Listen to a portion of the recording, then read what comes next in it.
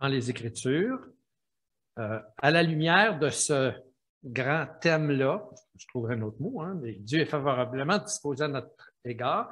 Et là, on a commencé avec le Notre Père, mais on revient au Notre Père. En fait, on a commencé avec l'introduction de Jésus au Notre Père. Et puis, et là, on revient. Puis, encore aujourd'hui, on va continuer avec ce qu'on a commencé la dernière fois. Comment prier? Un petit rappel, dans le Notre Père, il y a une structure, on a vu ça la dernière fois, et puis je ne sais pas si on va être capable de nous envoyer ça à l'écran, mais il y a une formule de rappel dans le Notre Père, une formule d'appel plutôt, hein? Notre Père qui est aux cieux, ça, on appelle ça l'appel, on appelle Dieu, Notre Père qui est aux cieux. Puis, suite à ça, on a 2 sections. La première section, il y a 3 requêtes. Que ton nom soit sanctifié, que ton règne vienne et que ta volonté soit faite sur la terre comme au ciel. Et ce sont 3 sections qui portent sur Dieu. Alors, la première partie du Notre Père, c'est 3 requêtes qui concernent la personne de Dieu. Alors, ça fixe nos priorités comme croyants. Ça établit nos priorités comme croyants. C'est la personne de Dieu. Et ensuite de ça, on a 3 autres requêtes dans la deuxième partie. Donne-nous aujourd'hui notre pain quotidien. En fait, ces 3 requêtes-là se concentrent ou, si vous voulez, sont dirigées vers les besoins des croyants, des enfants de Dieu. Donne-nous aujourd'hui notre pain quotidien. Pardonne-nous nos offenses comme nous aussi nous pardonnons à ceux qui nous ont offensés. Ne nous induis pas en tentation, mais délivre-nous du mal ou du malin. Et ces 3 dernières requêtes concernent le croyant. Et ce matin, nous allons porter notre attention sur la première de ces 3 dernières requêtes-là, c'est-à-dire la 4e. Donne-nous aujourd'hui notre pain quotidien. Alors, comme je viens de le dire, avec cette requête-là, on entre dans la section du Notre Père qui traite de nos besoins à nous. Jusque-là, on s'était occupé non pas des besoins de Dieu, mais on a prié, louer Dieu, si vous voulez, prier Dieu, fait des requêtes à Dieu, mais qui le concernaient lui. Et là, on se tourne maintenant vers les besoins des croyants. Donne-nous aujourd'hui notre pain quotidien. Comme vous le voyez, cette requête-là n'est pas longue. Elle tient un peu de mots. Puis ce matin, c'est ça qu'on va regarder, puis on va développer ou explorer, si vous voulez, cette requête-là. Alors, ça tient un peu de mots. En réalité, il y en a 6. 6 mots. Mais il est possible d'explorer ou d'examiner cette requête, si courte qu'elle soit, sous plusieurs angles. Et ce matin, on va regarder 2 angles. Le premier, c'est que Dieu répond à cette requête en nous accordant ce dont nous avons besoin. Ça, c'est ce qu'on va regarder. Puis la deuxième chose qu'on va regarder ensemble aussi, c'est que lorsqu'une communauté, une église par exemple, ou une société met en pratique les enseignements de Jésus au sujet du règne de Dieu, elle contribue à mettre en place des structures, ou si vous voulez, les moyens qui vont répondre à cette requête-là, qui vont répondre à la requête « Donne-nous aujourd'hui notre pain quotidien ». Comment ça? On va le voir dans les prochaines minutes. Donc, regardons la requête « Donne-nous aujourd'hui notre pain quotidien ». Le pain quotidien, de quoi est-ce qu'on parle ici? Hein? Dans cette prière, quand Jésus parle du pain quotidien, il emploie une figure de style. Ce que c'est une figure de style? C'est une image, hein, qu'on appelle, tenez-vous bien, une synecdoque. Tu en allais le dire, hein? Oui, tu as suivi ce cours-là, toi, hein? Vous dites, c'est quoi ça? On en emploie plein dans notre vie de tous les jours, des synecdoques, sans s'en rendre compte peut-être.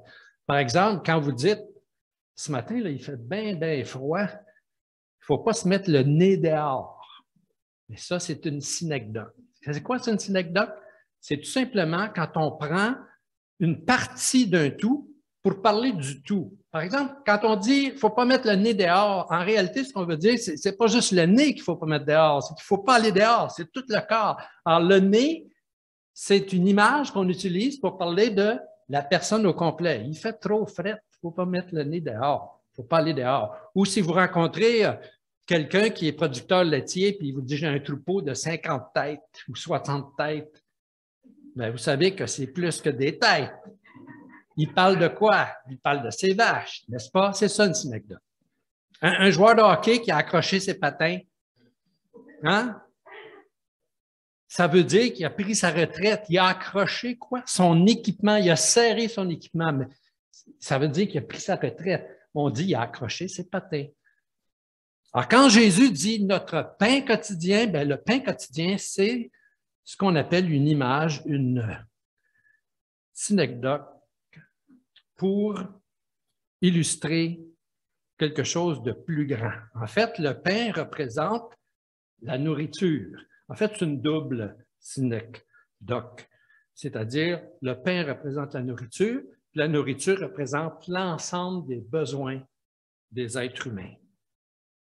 Alors, le pain représente le premier des besoins à combler pour survivre, c'est-à-dire la nourriture. Sans nourriture, on ne peut pas survivre. Et évidemment, comme je viens de le dire, la nourriture, bien, ça représente l'ensemble de nos besoins. Voilà pour le pain quotidien. On pourrait dire, donne-nous aujourd'hui ce dont nous avons besoin pour pourvoir à nos besoins. Et on ne trahirait pas l'enseignement de Jésus en disant ça, on serait exactement là-dessus. Quotidien, le terme quotidien, savez-vous, c'est un terme rare, c'est un terme qui est rare dans le Nouveau Testament, puis ça veut dire nécessaire, ce qui est nécessaire, ce dont on a besoin hein, au quotidien. Alors, c'est en réalité ce que Jésus est en train de nous dire, c'est donne-nous aujourd'hui, la requête qu'on doit adresser à Dieu, c'est Seigneur, donne-nous aujourd'hui ce dont nous avons besoin, ce qu'il nous faut, ce qui nous est nécessaire dans notre vie. Donc, ce pain-là représente toutes ces ressources dont on a besoin pour vivre. Les besoins. Faisons quelques petits commentaires sur les besoins. Comment est-ce qu'on définit un besoin? Là, on n'entrera pas dans les détails, on va rester quand même dans les grandes lignes et ça serait intéressant d'entrer dans les détails parce que c'est très intéressant à étudier tout ce qu'on a pu... en fait, tout ce qu'on dit en psychologie sur les besoins, c'est extrêmement intéressant. Mais sans entrer dans les détails ce matin, disons qu'un besoin, c'est quelque chose qui est indispensable à notre existence. C'est quelque chose qui est indispensable à notre santé, à notre bien-être. Et si on simplifie beaucoup, là, on pourrait dire qu'il y a deux grands types de besoins. Mais en réalité, ce n'est pas tout à fait vrai, c'est une simplification parce que les besoins, c'est sur un continuum, là. Il y a des besoins qui sont extrêmement importants, puis d'autres qui sont, disons, qui sont fondamentaux, essentiels, puis d'autres qui sont moins essentiels. Et puis, ça, c'est comme, c'est sur une échelle, de, si vous voulez, de 10 ou de 1 à X. Alors, il y a d'un côté ce qu'on appelle les besoins fondamentaux. On pourrait dire, on va parler de deux catégories ce matin. Les besoins fondamentaux. Alors, quand Jésus nous parle de nous aujourd'hui, ce dont nous avons besoin, bon, d'un côté, il y a les besoins fondamentaux, c'est-à-dire les besoins qui sont indispensables à l'existence, comme nourriture. Évidemment, sans nourriture, on peut vivre. Moi, j'avais un collègue qui disait, moi, je jeûne régulièrement par période de 3 heures. On peut jeûner, là, mais à un moment donné, il faut manger. C'est un besoin fondamental. Le logement, c'est considéré comme un besoin fondamental, surtout dans les pays nordiques. L'habillement, la sécurité physique, la protection de l'intégrité personnelle. Si vous ne vous sentez pas en sécurité, si vous sentez que votre intégrité est menacée, votre vie se disloque, décompose. Le maintien de la santé, les contacts sociaux, tout ça, c'est des besoins, c'est identifié comme des besoins fondamentaux. Alors, ça, c'est inclus dans la prière de Jésus. Donne-nous aujourd'hui ce dont nous avons besoin. Il y a aussi les besoins qu'on appellerait complémentaires. C'est des besoins qui sont légitimes, mais qui ne sont pas aussi essentiels à la survie. Par exemple, l'éducation. Bon, là, vous allez dire, dans une société comme la nôtre, l'éducation, c'est essentiel. Oui, c'est vrai que c'est essentiel, puis mieux est notre éducation, plus facile de se trouver un travail, etc.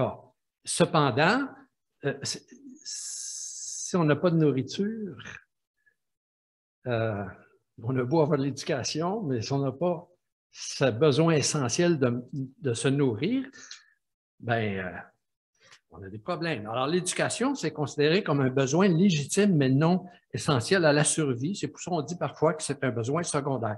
Comme donner un sens à son existence. C'est très difficile de donner un sens à son existence si on ne peut pas manger, si on ne peut pas se loger, si on ne peut pas être en sécurité. Mais quand on a ces choses-là, bien là, on passe à un autre type de besoin qu'on appelle ici secondaire. C'est-à-dire là, on peut donner un sens à un projet, on peut se réaliser, besoin de réalisation, on peut accomplir des projets, on peut donner sens à sa vie. Alors, voyez-vous, ça, c'est ça qu'on parle quand on parle des besoins, de ces choses dont nous avons besoin pour vivre. Certains de ces besoins sont moins essentiels que d'autres. Alors, c'est comme sur une échelle de graduation. Il faut mentionner que parfois, on confond les besoins avec les désirs. Et des fois, on pense que nos désirs, ce sont des besoins. Par exemple, j'ai besoin de manger. Ça fait plusieurs fois que je le répète, là, hein? Vous en êtes tous convaincus. On a besoin de manger. Est-ce qu'on a besoin d'aller manger au restaurant? Bien, c'est le fun d'aller manger au restaurant. Je suis allé déjeuner au restaurant avec mon épouse hier. C'est le fun, on aime ça, mais ce n'est pas essentiel. Puis, ce qui est encore moins essentiel, c'est d'aller manger dans un restaurant extrêmement chic. C'est correct d'aller manger dans un restaurant chic, au Toqué ou à Queue de Cheval. Oui, c'est ça. Ce n'est pas un besoin essentiel. Manger, par contre, c'est un besoin essentiel. Alors, voyez-vous, il ne faut pas confondre les désirs, ce qu'on aimerait avoir, mais qui n'est pas essentiel, qui n'est pas un besoin, et les besoins. Alors, pourquoi je précise ça? C'est parce que des fois, on prie Dieu, on s'attend à ce que Dieu compte tous nos désirs. Il y a certains désirs qui sont peut-être un petit peu farfelus. Je ne connais pas vos désirs, je connais les miens. Et puis, j'ai appris avec l'expérience qu'il y a certains désirs qui ne sont pas des besoins, puis que dans le fond, je n'ai pas vraiment besoin pour vivre. Et que ça se peut très bien que Dieu ne réponde pas à ma prière si je prie dans ce sens-là. Mais, comprenez-moi bien, ça ne veut pas dire qu'un désir n'est pas bon. Hein? On peut vouloir aller manger au restaurant, puis on peut y aller, ou on peut avoir d'autres désirs aussi.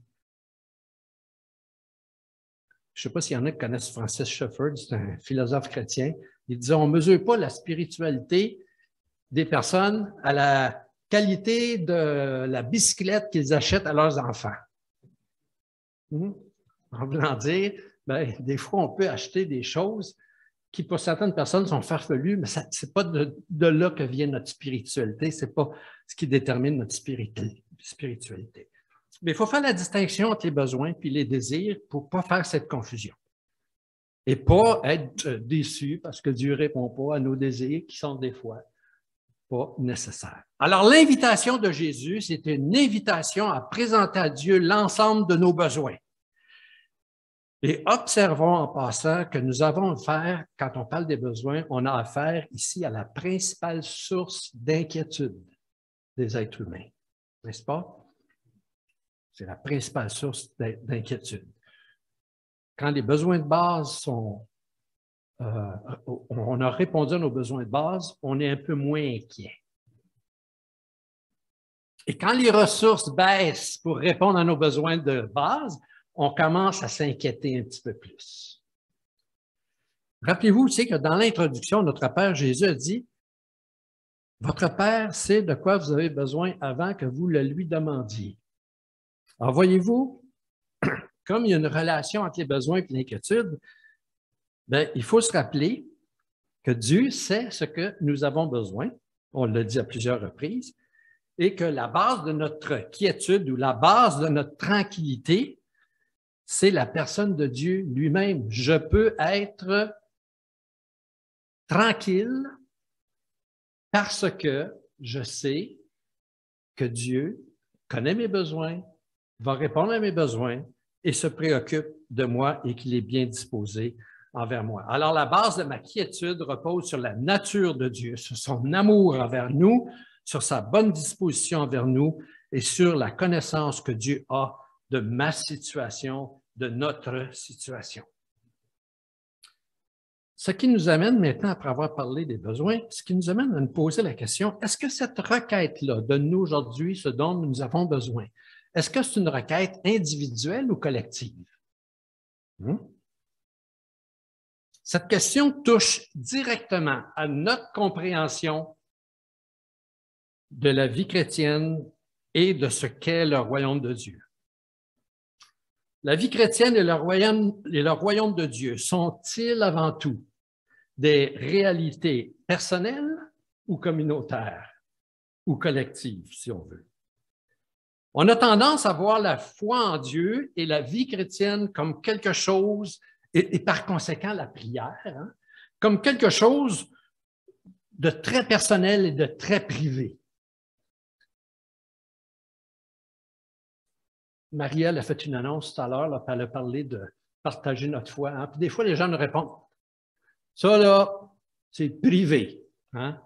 C'est correct pour toi, c'est privé, c'est personnel. Tu crois en Dieu, c'est correct, c'est personnel. On a tendance à considérer la foi chrétienne comme quelque chose de privé, de personnel. Pourtant, si vous lisez le Nouveau Testament, il est construit au pluriel. On a perdu les... Ah, voilà. Voyez-vous, c'est au pluriel, notre Père. Notre Père, pas mon Père, notre Père. Donne-nous, pardonne-nous, ne nous induis pas, délivre-nous. Voyez-vous, il est construit. Ça n'exclut pas la dimension privée, personnelle, mais ça inclut aussi la dimension collective. Dans l'enseignement de Jésus, dans l'enseignement des apôtres, et je vous dirais dans l'ensemble de toute la Bible, il y a un équilibre entre la dimension ou la vie individuelle et la vie communautaire. Oui.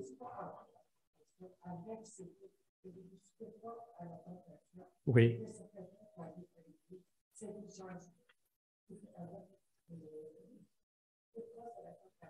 Ne nous soumet... Oui. Ben, ne nous induis pas, c'est ça ta question, ne nous induis pas ou ne nous soumets pas, ça veut dire la même chose. Ne nous laisse pas entrer en tentation, c'est la même chose. Oui, effectivement. Avant, on disait, en fait, la plupart d'entre nous, on a appris ça, là, ne nous soumets pas à la tentation, effectivement, mais ne nous induis pas, c'est une autre traduction, c'est une autre façon de le dire, mais ça veut dire exactement la même chose. En fait, ce que ça veut dire, c'est une prière, puis on en parlera, on va en parler, mais la prochaine fois. OK? Retiens ta question, Manon, la prochaine fois qu'on se voit, on va parler de ça. OK? Donc, dimension personnelle ou collective, communautaire. J'étais en train de dire que dans l'enseignement de Jésus, des apôtres, dans toute la Bible, en réalité, il y a un équilibre entre la vie personnelle, la vie individuelle et la vie communautaire. Dieu sauve des individus, n'est-ce pas? On vient au salut par une décision personnelle. Dieu établit une relation personnelle avec ces individus, ces personnes. Ça, c'est la dimension personnelle, mais ça ne s'arrête pas là. Si vous lisez comme il faut le Nouveau Testament, ça ne s'arrête pas là. Dieu veut faire de chacune de ces personnes qui vient à lui par une décision personnelle, il veut en faire des membres de son peuple, de son Église. Et ça, c'est la dimension collective, communautaire. Nous sommes appelés comme Église à vivre un modèle de vie communautaire qui témoigne de l'idéal de Dieu pour les êtres humains. Et ça, c'est la dimension donc sociale ou communautaire de l'Évangile. Alors, dans la Bible, il y a un équilibre entre la vie spirituelle privée, si vous voulez, et la vie spirituelle communautaire. Par exemple, il est possible de vivre selon les instructions suivantes qu'on va voir. Il est possible de vivre cela seulement dans le cadre d'une communauté, n'est-ce pas? À ceci, tous connaîtront que vous êtes mes disciples, si vous avez de l'amour les uns pour les autres. Et ça, si vous êtes seul, isolé de tout le monde, vous ne pouvez pas vivre cet amour les uns pour les autres. C'est la dimension communautaire. Et c'est avec cet amour que les gens pourront voir que nous sommes disciples de Jésus-Christ. Que chacun de vous, au lieu de considérer ses propres intérêts, considère aussi ceux des autres. C'est le verset que Marielle nous a lu tout à l'heure, puis elle a lu des versets un petit peu avant, là. C'est intéressant quand j'ai entendu cette lecture-là. Vous les relirez chez vous. On ne peut pas vivre ça seul. C'est en communauté qu'on peut vivre ça. Alors donc, on peut répondre à ces besoins-là en communauté. Malheureusement, je vous dirais, le mouvement évangélique dans son ensemble, un petit commentaire comme ça, a généralement suraccentué, c'est un mot qui n'existe pas en français, suraccentué, mais ça se dit mettre l'accent plus qu'il faut sur la dimension personnelle, sur la piété personnelle, et a négligé cet équilibre entre les deux dimensions, entre la dimension personnelle et communautaire de la foi. Et à cet égard-là, nous avons une petite correction à faire. Il faut rétablir cet équilibre-là. La vie chrétienne, c'est un peu comme à la bicyclette. Vous avez déjà fait de la bicyclette? Je ne sais pas si vous vous rappelez, mais quand vous tournez en bicycle, il faut faire l'équilibre en donnant le poids, en déplaçant son poids sur l'autre côté. Bon, mais dans la vie chrétienne, c'est quelque chose de dynamique. Je vous l'ai dit la dernière fois. C'est quelque chose de dynamique et il faut maintenir cet équilibre-là entre la vie personnelle et la vie communautaire.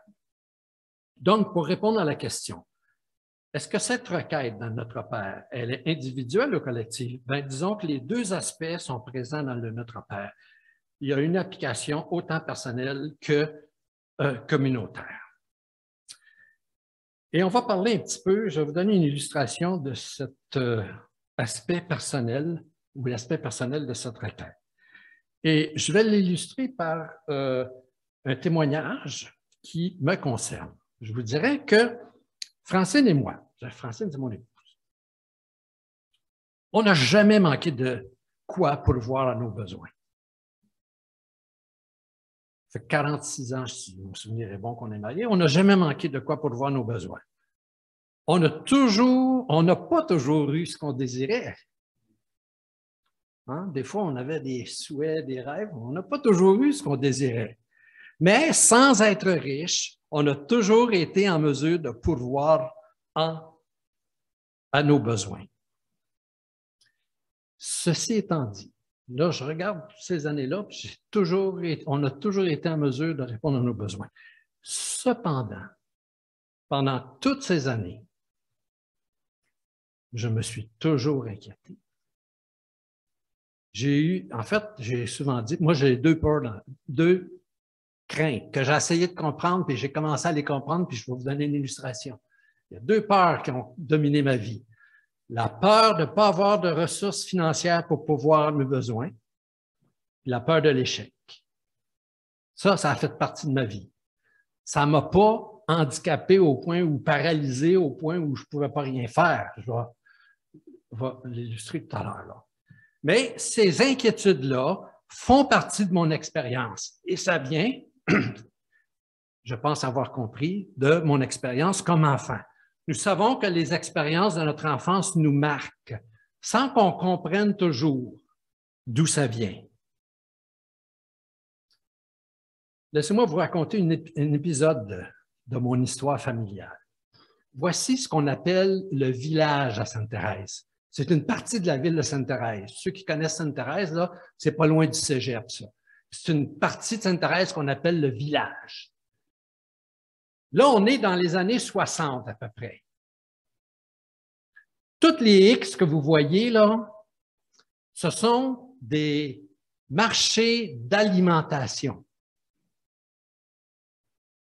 des commerces de proximité. Ce n'est pas des grandes surfaces là, comme Costco, là, mais ce sont des commerces de proximité, ce sont des commerces d'alimentation. La flèche verte que vous voyez là, c'est là que je demeurais. Mon père avait un commerce d'alimentation. Sur les 17 qu'il y a là, il y en a à peu près 5 là, qui sont un petit peu plus gros que les autres. Celui de mon père, il faisait partie de 5 là. C'était pas, comme je vous dis, un Costco, là, mais il était un petit peu plus gros que les autres. Mais tout ça, c'était des marchés d'alimentation. Au début des années 60, il est arrivé un phénomène ici au Québec, en fait en Amérique du Nord, c'est peut-être mondial, mais c'est l'arrivée des centres d'achat. Avec l'arrivée des Steinberg, marché d'alimentation en grande surface, les Dominion, je ne sais pas s'il y en a qui se rappellent du Dominion, qui sont devenus quoi? Provigo, oui. Il y avait les IGA qui ont commencé aussi, Métro, IGA qu'on appelait IGA à cette époque. Je ne sais pas s'il y en a qui ont connu les IGA. Hein? Ça, c'était au début des années 60. Ces grands marchés-là ont commencé à faire leur apparition. Qu'est-ce qui est arrivé à tous ces marchés-là? En moins de 10 ans, ils sont tous disparus. Sauf un qui existe encore aujourd'hui, mais je vous garantis, il y a eu plusieurs propriétaires, puis il s'est spécialisé dans une affaire bien particulière. Puis il existe encore, mais les 17 autres ont disparu et ça a pris 10 ans. C'est vite, ça. Chez nous, ça a pris 5 ans. Pendant ces 5 ans-là, ça a été des années pour mes parents d'anxiété. Moi, là, j'avais à peu près 8 ans, entre 8 et 12 ans, entre 7 et 12 ans, 8, 13 ans, là, c'est dans ces eaux-là. J'ai un souvenir bien vague de ça. Mais je me souviens de certaines choses. Je me souviens que mes parents étaient inquiets. Il y en a qui connaissent ça, une neuvaine. Une neuvaine, on faisait ça autrefois, là. Une neuvaine, là, on faisait une prière pendant 7 jours, 9 jours. C'est ça qu'on appelait ça une neuvaine.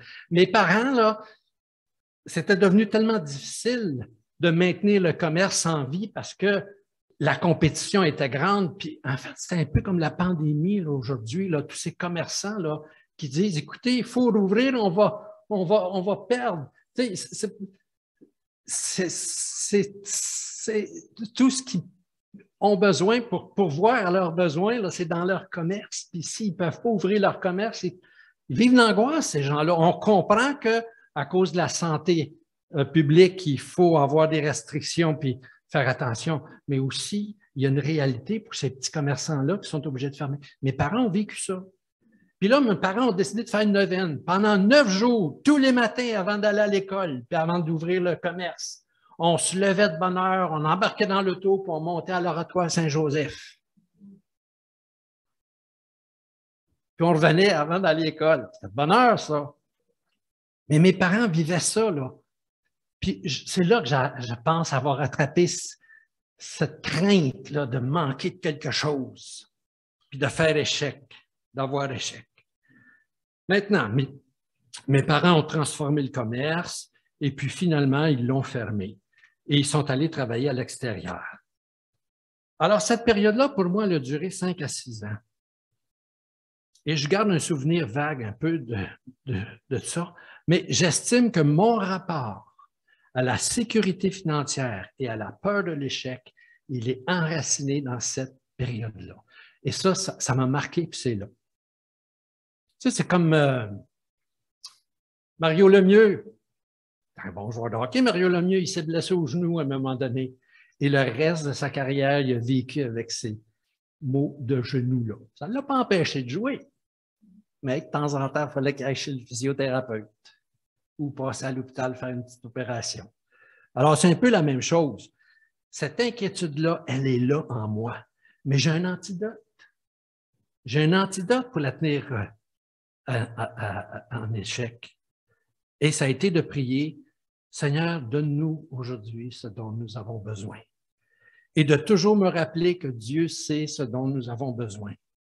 Il est favorablement disposé à notre égard et d'entretenir ma confiance en lui.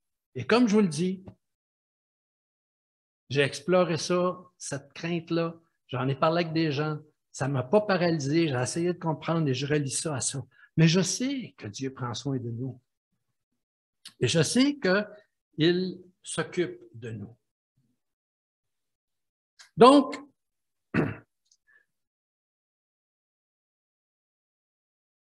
là, je saute certaines pages. Quand on prie que ton règne vienne, oui, ça ne marche pas, excusez-moi. Ensuite, bien, en fait, ce que j'allais vous dire, c'est que pendant certaines périodes de notre vie, par exemple, à un moment donné, Francine et moi, on est partis avec notre fils le plus jeune qui avait 1 an. Il a appris à marcher et à parler l'étranger. Quand on est revenu de Californie, on est allé étudier à Winnipeg, en Californie. Quand on est revenu de Californie, notre garçon avait appris à parler à Winnipeg en Californie. Fait qu'il parlait comme un Cajun. Garage? Le fire truck dans le garage? Hein? Mais pendant ces temps-là, là, la communauté des croyants de Sainte-Thérèse, qui était notre église locale, nous a aidés financièrement pour nous permettre d'aller nous préparer pour revenir exercer un ministère au sein des églises au Québec. Alors, voyez-vous, on a 2 aspects. Là. Dieu pourvoit nos besoins, mais des fois, Dieu se sert aussi, et souvent, Dieu se sert de la communauté des croyants pour pourvoir à nos besoins.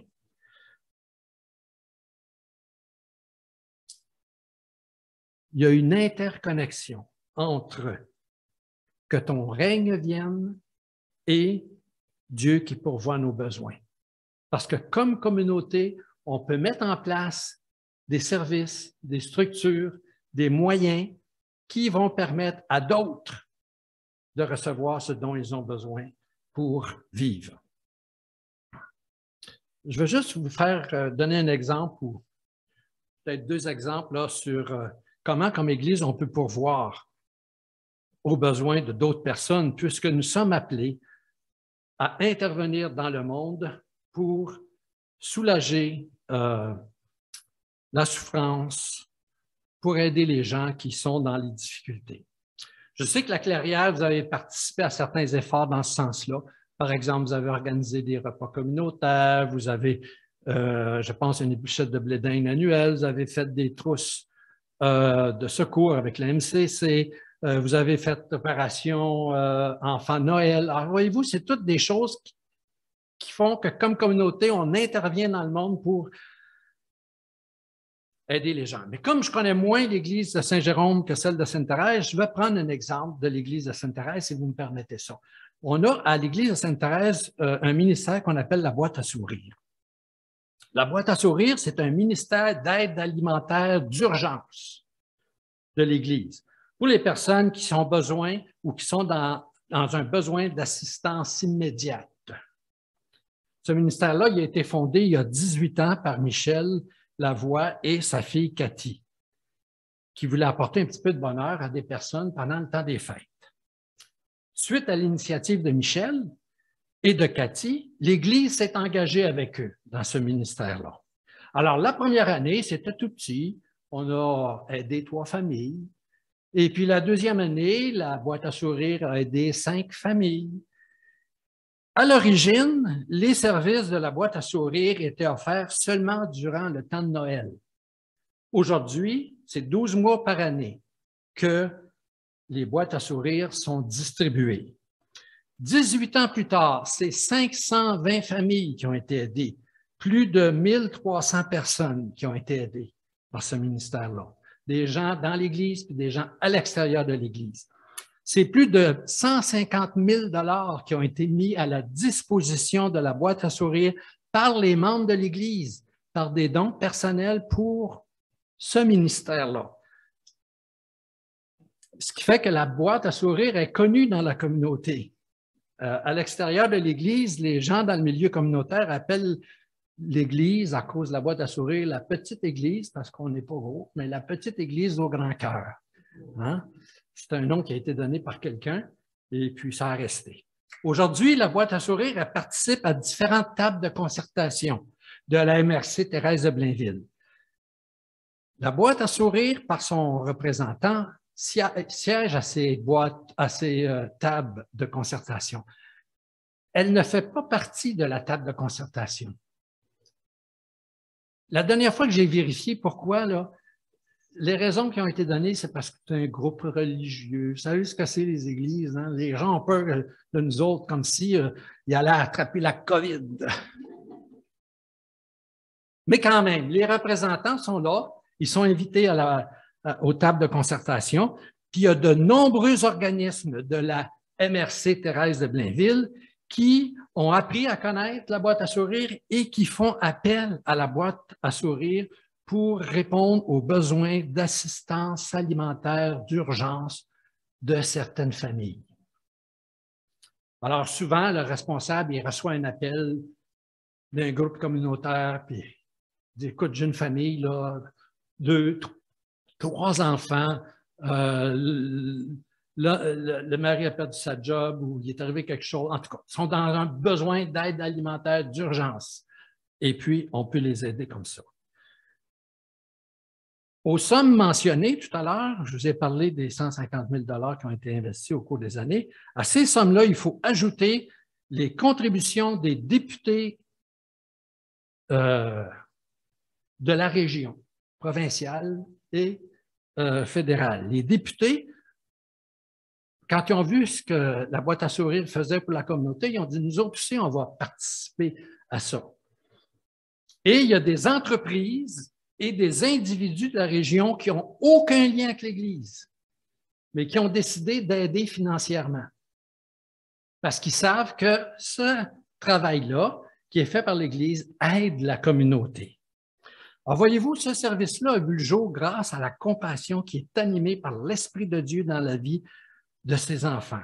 Et l'Église contribue ainsi à répandre l'influence du royaume de Dieu à travers la MRC Thérèse de Blainville et ainsi à répondre à la prière d'autres personnes qui ne connaissent pas Dieu. Parce que vous savez, quand on se retrouve dans le besoin, on ne croit pas en Dieu, mais là, on se retrouve dans le besoin. Moi, je dis, Seigneur, hein, si tu existes, alors voyez-vous, ce ministère-là, il sert à répondre à la prière des gens qui disent, donne-nous notre pain quotidien, donne-nous ce dont on a besoin aujourd'hui, même si les gens ne connaissent pas le Seigneur. Jésus a fait ça, hein? Jésus a guéri des personnes qui étaient malades, puis vous rappelez-vous, il y en a un moment donné, il y en avait 10, puis ils sont partis. Puis il y en a juste un qui est revenu pour lui dire merci. Alors le Seigneur ne demande pas d'aider seulement ceux qui font confession de foi, mais d'aider ceux qui sont dans le besoin. Alors pourquoi je vous ai cité cet exemple-là? En fait, un exemple personnel pour montrer que Dieu prend soin de nos besoins personnels, mais un exemple communautaire pour montrer que nous, comme Église, nous sommes appelés à intervenir dans le monde pour aider les gens qui sont dans le besoin. Alors, Dieu est bien disposé envers nous et nous sommes invités à lui présenter nos besoins et à lui faire confiance pour nos besoins.